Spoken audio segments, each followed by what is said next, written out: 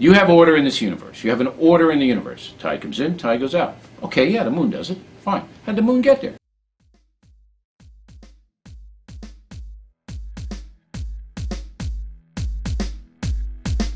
I can live with doubt and uncertainty and not knowing. I think it's much more interesting to live not knowing than to have answers which might be wrong.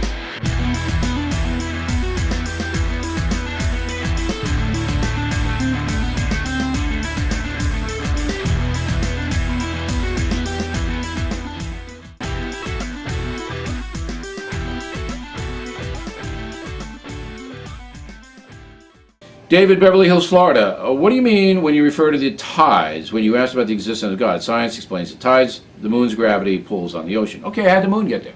To the computer simulation. What scientists say is that a large object, probably as large as, or a bit smaller than Mars, collided with the Earth shortly after it formed. This object collided at a steep angle, rather than hitting the Earth directly, and spun off enough debris that would coalesce into what we see today as the moon. Look, you pinheads who attacked me for this, you guys are just desperate. So you're calling these people pinheads, who rightly point out that you didn't understand the scientific topic, and instead tried to paint this ignorance as a sign that mystical forces were at work with tides? Mr. O'Reilly, you erred. Why not own up to it rather than attack those who point out your scientific ignorance? How'd the moon get there? How'd the sun get there? How'd it get there? Can you explain that to me? When stars die, they expel clouds of gases and debris of elements in all directions. Our sun, like billions of other suns around the universe, formed from a cloud, or the collision of similar clouds, that coalesced due to gravity.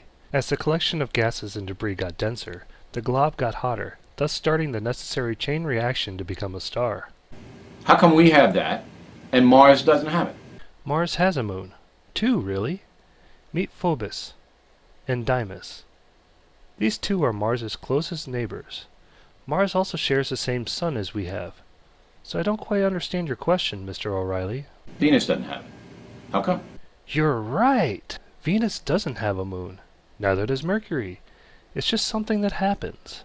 The fact that we have 8 real planets, several dwarf planets, numerous other celestial objects orbiting the same star should indicate to you that rocky and icy things tend to form around stars, and then set up orbits based on gravitational pulls.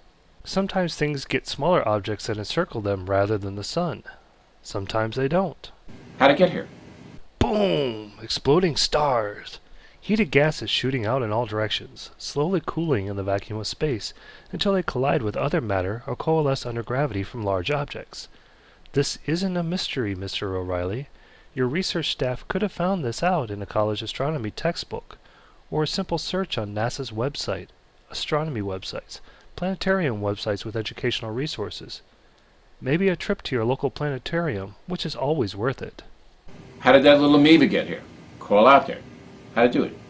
Come on. That little amoeba evolved from the same early ancestors that humans and all other living organisms on Earth evolved from.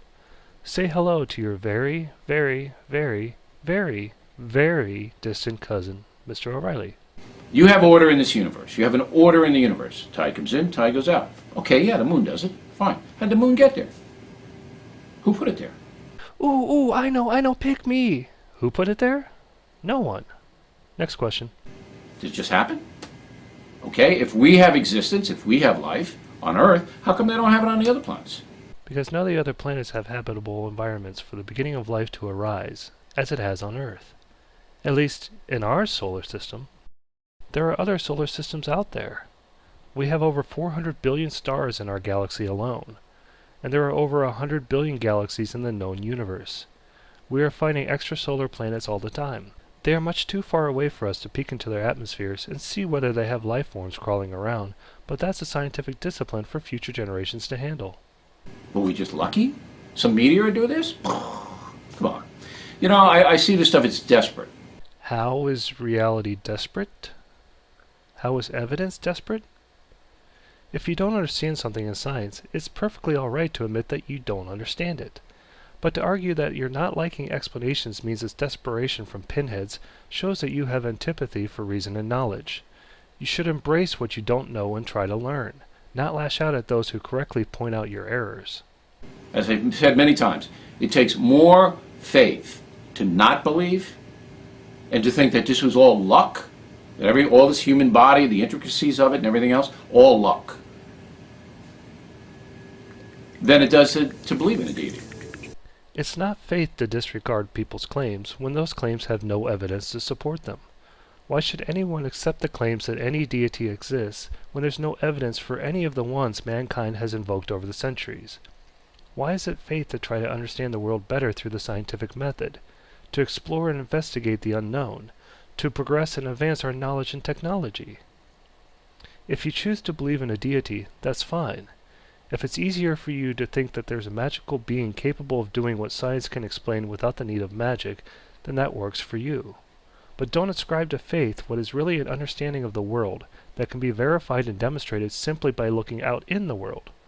That's even more desperate than attacking those who point out you're wrong.